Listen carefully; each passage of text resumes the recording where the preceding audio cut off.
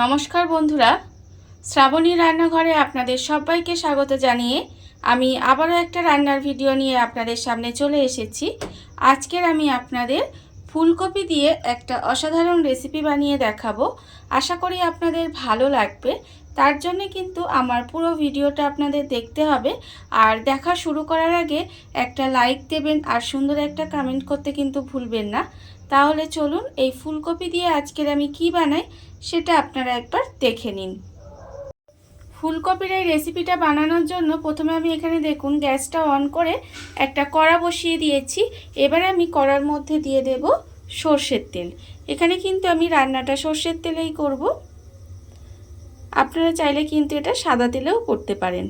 এখানে প্রায় 3 চামচের মতো সর্ষের তেল দিলাম। দিয়ে এবার তেলটা একটু গরম হতে দেব। তেলটা আমার এখানে খুব ভালোভাবে গরম হয়ে গেছে। এবারে কিন্তু আমি তেলটাকে একটু ভালোভাবে এইভাবে কড়ার গায়ে লাগিয়ে নেব।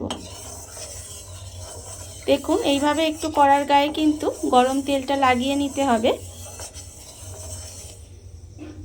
এই রান্নাটা করতে কিন্তু খুব বেশি সময় লাগে না, আর উপকরণও কিন্তু খুব অল্প লাগে, কিন্তু খেতে ভীষণ ভালো লাগে। বিশেষ করে আপনারা এটা রুটি দিয়ে বা ভাত দিয়েও কিন্তু খেতে পারেন। তেলটা আমার এখানে গরম হয়ে গেছে। এইবারে আমি তেলের মধ্যে দিয়ে দিলাম অল্প সামান্য একটু 5 ফোড়ন ফোড়নে দিলাম। আর দেব এখানে 2টো কাঁচা লঙ্কা। কাঁচা লঙ্কা আর 5 ফোড়নটা একটু আমি ভাজা ভাজা মতো করে নেব। কাঁচা লঙ্কা আর 5 ফোড়নটা দেখুন আমি কিন্তু এখানে একটু ভাজা ভাজা মতো করে নিয়েছি। এবারে আমি এর মধ্যে দিয়ে দেব, এখানে আমি আলু একটা বড় সাইজের একদম ছোট ছোট করে টুকরো করে রেখেছিলাম, সেই আলুটা আমি এর মধ্যে দিয়ে দিলাম। আলুটা দিয়ে এবারে তেলের মধ্যে এইভাবে জাস্ট একটু নেড়ে নেব। এই সময় কিন্তু আমি এর মধ্যে দিয়ে দেব ফুলকপি। দেখুন এখানে ফুলকপিটা কিন্তু আমি একদম ছোট ছোট করে, মানে যতটা ছোট করা সম্ভব ততটা ছোট করে কিন্তু কেটে রেখেছি। আর কেটে খুব ভালোভাবে ধুয়ে পরিষ্কার করে রেখেছি। এবারে আমি এই ফুলকপি আর আলুটা একসঙ্গে তেলের মধ্যে দিয়ে এইভাবে একটু নেড়ে চেড়ে ভেজে নেব। দেখুন এইভাবে একটু ভেজে নিতে হবে। ফুলকপিটা আর আলুটা দিয়ে দেখুন 1 থেকে 2 মিনিট মতো এইভাবে একটু কিন্তু তেলের মধ্যে ভেজে নিয়েছি। এইভাবে একটু তেলের মধ্যে ভেজে নিয়েছি। এবারে আমি এর মধ্যে দিয়ে দেবো দেখুন কড়াইশুঁটি। এখানে আমি বেশ কিছুটা কড়াইশুঁটি রেখে দিয়েছি ধুয়ে পরিষ্কার করে, সেই কড়াইশুঁটিটাও কিন্তু আমি এর মধ্যে দিয়ে দিলাম। কড়াইশুঁটিটা দিয়ে আবারও কিন্তু খুব ভালোভাবে মিশিয়ে 1 মিনিট মতো এইভাবে রান্না করে নেব। এখনও কিন্তু আমি এর মধ্যে কোনো রকম নুন ব্যবহার করিনি। আমি এই কড়াইশুঁটিটা দিয়েও কিন্তু 1 মিনিট মতো এইভাবে একটু নেড়ে ভেজে নেব। কড়াইশুঁটিটা দিয়েও কিন্তু আমি 1 মিনিট মতো একটু রান্না করে নিয়েছিলাম। এবারে আমি এর মধ্যে দিয়ে দেব দেখুন আন্দাজ মতো নুন। নুনটা কিন্তু আমি এখানে আন্দাজ মতো দিয়ে দিলাম। দিয়ে আবারও কিন্তু খুব ভালোভাবে মিশিয়ে নেব। মিশিয়ে নিয়ে এইভাবে গ্যাসটা লোতে দিয়ে কিন্তু আমাকে রান্নাটা করে যেতে হবে। আমি কিন্তু এই সময় গ্যাসটা জোরে দেব না, আমি গ্যাসটা লোতে দিয়ে এইভাবে রান্নাটা করে যাব। আর এর মধ্যে কিন্তু এই রান্নাটায় কোনো রকম জল আমি এতে ব্যবহার করব না। এইভাবে কিন্তু একটু ভাজা ভাজা মতো হবে রান্নাটা। এইভাবে একবার ভাজাটা করে দেখবেন, খেতে কিন্তু অসম্ভব সুন্দর হয়। বিশেষ করে রুটি পরোটা বা ভাতের সাথেও কিন্তু খেতে ভীষণ ভালো লাগে। আবারও দেখুন এইভাবে এবারে যেই নুনটা যে দিলাম, এবারে আমি ঢাকা দিয়ে 5 মিনিট মতো এইভাবে একটু আবারও রান্না হতে দেব। আলু আর ফুলকপিটা আর কড়াইশুঁটিটা আমি কিন্তু ঢাকা দিয়ে বেশ 5 মিনিট মতো একটু রান্না হতে দিয়েছিলাম। এর ফলে কি হবে, এই যে সবজিগুলো আছে খুব ভালোভাবে কিন্তু সেদ্ধ হয়ে যাবে।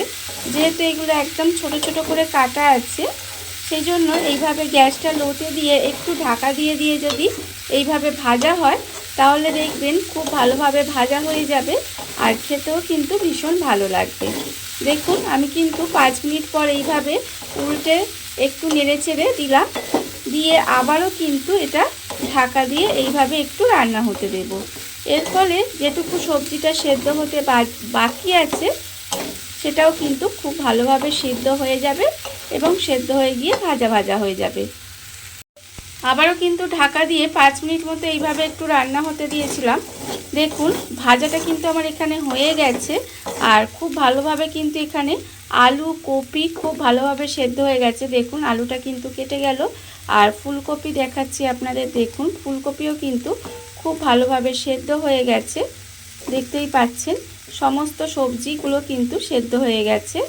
এই দেখুন ফুলকপিটাও সেদ্ধ হয়ে গেছে আর কড়াইশুঁটি তো সেদ্ধ হয়েই গেছে, দেখতেই পাচ্ছেন। সমস্তগুলো কিন্তু সেদ্ধ হয়ে আমার এখানে একদম ভাজা ভাজা হয়ে গেছে। এইবারে আমি এর মধ্যে দিয়ে দেব অল্প সামান্য 2-4 দানা চিনি। এই চিনিটা কিন্তু আপনারা চাইলে দিতেও পারেন আবার নাও দিতে পারেন। আমি একটু স্বাদের ব্যালেন্সের জন্য অল্প সামান্য একটু চিনি দিলাম। দেখুন রান্নাটা কিন্তু আমার এখানে কমপ্লিট হয়ে গেছে। আমি এই রান্নাটার কি নাম দিয়েছি বলুন তো? আমি এই রান্নাটার নাম দিয়েছি ফুলকপির সাদা ভাজি। দেখুন আপনাদের নামটা কি পছন্দ হয়েছে? না হলে আপনারা এই রান্নাটার কি নাম দেবেন সেটাও কিন্তু আমাকে কমেন্ট করে জানাতে পারেন যে এই রান্নাটার কি নাম হতে পারে। দেখুন আমার কিন্তু এটা ভাজা হয়ে গেছে, রান্না আমার এখানে কমপ্লিট হয়ে গেছে। আমি গ্যাসটা অফ করে দেব। আর আপনারা, আমি আগেও বলেছি যে এটা কিন্তু বিশেষ করে রুটি পরোটার সঙ্গে খেতে বেশি ভালো লাগে, তাও কিন্তু ভাতের সঙ্গেও খাওয়া যায়। দেখুন রান্না কিন্তু আমার এখানে কমপ্লিট। এইভাবে আপনারা একবার হলেও ফুলকপির এইভাবে ভাজাটা করে দেখবেন, খেতে কিন্তু ভীষণ ভালো লাগে। দেখুন বন্ধুরা, বাড়িতে থাকা কত অল্প উপকরণে কত অল্প সময় কত সুন্দর একটা ফুলকপির রেসিপি বা ফুলকপির সাদা ভাজি যাই বলেন না কেন তৈরি হয়ে গেছে, আপনারা দেখতেই পেলেন। আর আমি আগেও বলেছি এটা কিন্তু রুটি পরোটার সাথে খেতে বেশি ভালো লাগে। আপনারা এটা ভাতের সঙ্গেও খেতে পারেন, তাতেও কিন্তু ভীষণ ভালো লাগে। আর এই ভিডিওটা যদি আপনাদের ভালো লেগে থাকে, আপনারা যদি ফেসবুক থেকে দেখে থাকেন পেজটি ফলো করে দেওয়ার অনুরোধ রইল। আর যদি ইউটিউব থেকে দেখে থাকেন চ্যানেলটি সাবস্ক্রাইব করে নেওয়ার অনুরোধ রইল। তাহলে চলুন ভিডিওটা আমি এখানেই শেষ করছি। আপনারা সবাই ভালো থাকবেন, সুস্থ থাকবেন। আবারও হাজির হব নতুন কোনো রান্না নিয়ে।